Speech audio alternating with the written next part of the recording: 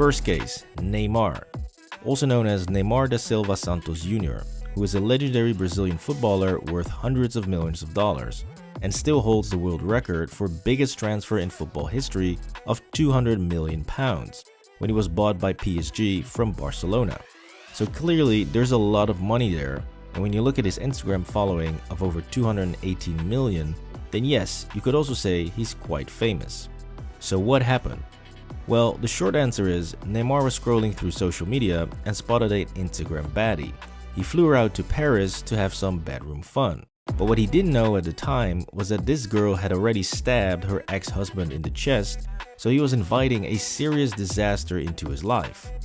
And boy, did he find out, because not only did she accuse him of R-wording her after having consensual bedroom fun, she also went one step further and tried to secretly set him up by provoking a fake assault, which actually ended up backfiring since it clearly proved that she was lying.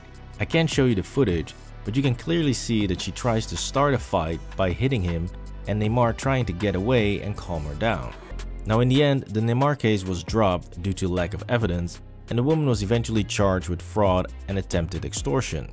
However, the judge in this case did not feel it was proven sufficiently that she lied, even though she never produced any of the evidence that she claimed to police to have. She also refused to give police access to her phone while at the police station, and then later claimed that the phone was stolen. And on top of it all, she asked for Neymar to come back to the hotel the next day to have bedroom fun again, even though she claimed to have been R-worded the day before. Now Neymar, on the other hand, had to spend hundreds of thousands of dollars in legal fees, had his public image completely destroyed, could have lost millions of dollars in damages, and as a cherry on top, was facing 6 to 30 years in Brazilian prison. I like to present to you a case from the Netherlands involving a guy called Dennis Shon.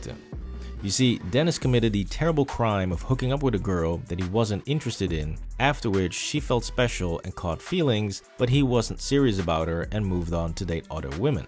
So this absolute war crime triggered her so badly that she made an entire narrative online about him sleeping with women below the age of 16 and started fabricating fake evidence.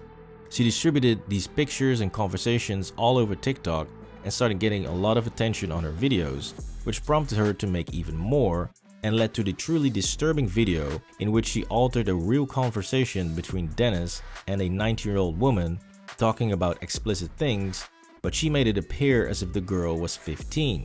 And in a later re-upload, she actually changed the girl's age to 12.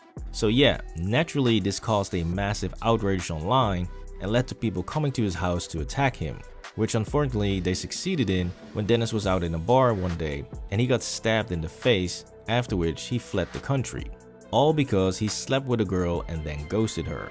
Now even though this case does have some consequences for the woman in question, since she was found guilty in a civil case for slander and defamation and now has to pay around $11,000 in compensation, that is still nothing compared to the hell that Dennis went through and the absolute destruction of his character. But one positive thing that's coming from this case is the fact that the DA is at least looking into filing criminal charges, since she clearly endangered him with these very deliberate and false allegations. However, it's unclear if those will stick, and we'll have to see what comes of that, since this is the Netherlands after all, and so even if she is found guilty, it's still very likely that she'll face only minimal consequences. So what if the very movement designed to protect victims could also be weaponized for personal gain? This is a question that's been circling around the MeToo movement, a social cause that started out with the noblest of intentions. Born from a need to address the pervasive issue of sexual harassment and assault, MeToo has been a beacon of hope for countless victims, providing them with a platform to share their stories and seek justice. The chant of "Believe all women" became a rallying cry, a call to listen to those who had been silenced for far too long. And it's important to note this movement has brought about significant and much-needed change. It has broken down walls of silence, promoted social awareness, and held perpetrators accountable. It has empowered victims to come forward, knowing they are not alone and that their voices matter. However, like any tool, the MeToo movement's power can be wielded in both beneficial and detrimental ways. While it has been instrumental in promoting social justice and equality, there's another side to this coin. A side that sees the potential for misuse and exploitation, where the very chant of "believe all women" could be turned into a weapon for personal gains and profits. Consider this scenario. A high-profile individual, rich and famous, becomes a target for false allegations. The cost of fighting these claims in court, both financially and reputation-wise, could be so high that it's easier to settle, even if the allegations are untrue. In such cases, the scales of justice can tip precariously, potentially leading to a miscarriage of justice. Or take another example, an ordinary man, not a celebrity, falls victim to false claims. His life could be turned upside down, his reputation tarnished, all because of a lie. In these instances, the consequences for the women making the false accusations can be minimal, especially when compared to the damage inflicted on the accused.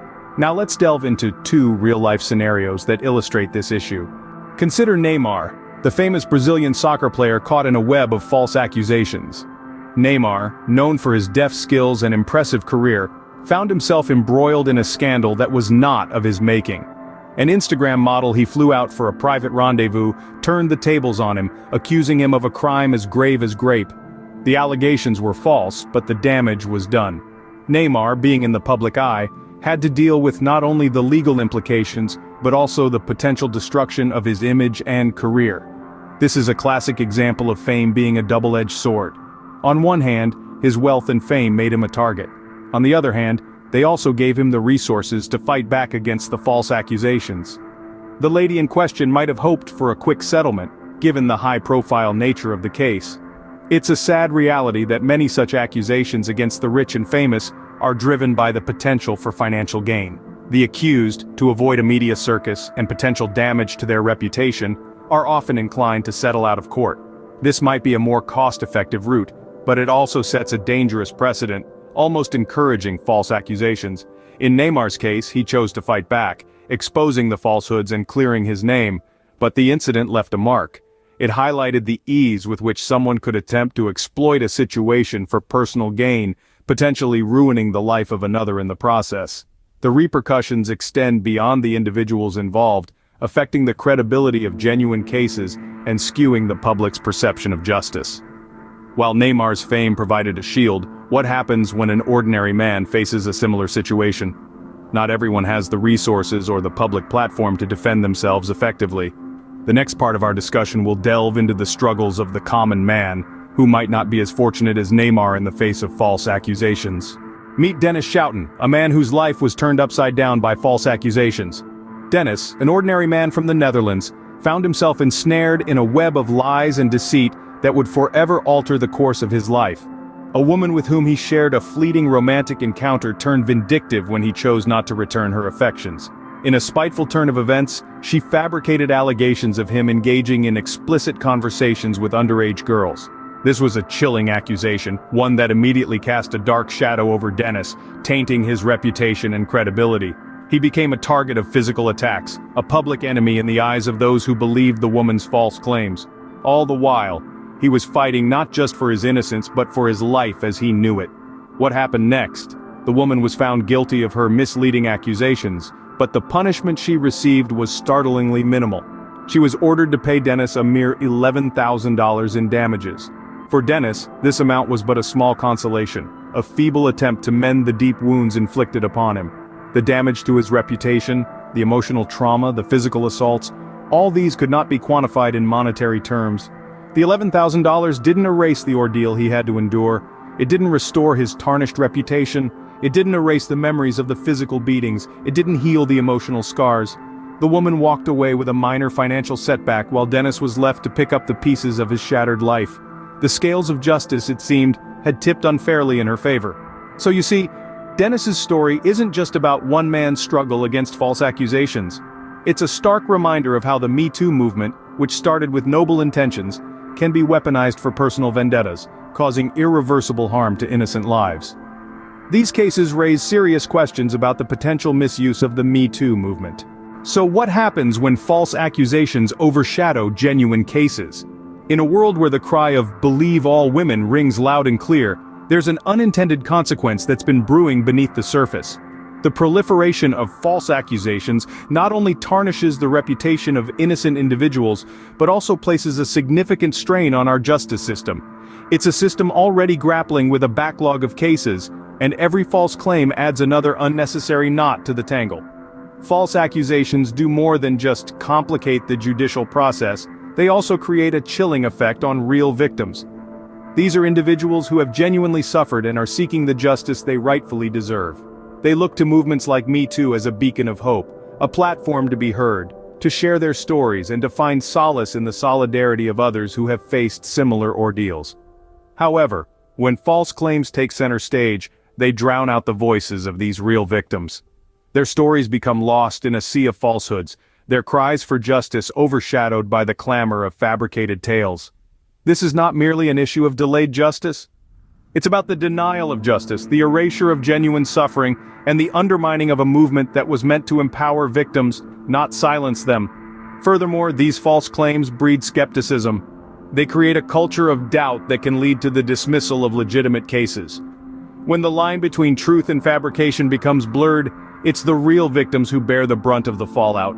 Their credibility is questioned, their stories scrutinized, and their pursuit of justice hindered. In the end, these false accusations don't just harm the falsely accused. They hurt real victims, they burden our justice system, and they undermine the very essence of movements like MeToo. They turn a call for justice into a weapon of personal gain, casting a dark shadow over the noble intentions of the movement. As we can see, the misuse of the MeToo movement can have far-reaching consequences. As we reflect on these cases, we must remember the importance of fairness and justice. We've journeyed through the narratives of Neymar and Dennis Shon, each highlighting the potential for misuse of the MeToo movement. Both of these men, one an international superstar and the other an average Joe, faced life-altering consequences due to false accusations. They were victims of a system that can be manipulated for personal gain, sowing doubt where there should be trust. This isn't to say that the MeToo movement is inherently flawed. Quite the contrary, its inception has sparked crucial conversations about SA and harassment, shedding light on injustices that were often swept under the rug. However, as with any powerful tool, it can be wielded with malicious intent. The chant "Believe all women" started with noble intentions, but it can inadvertently become a shield for falsehoods, if unchecked.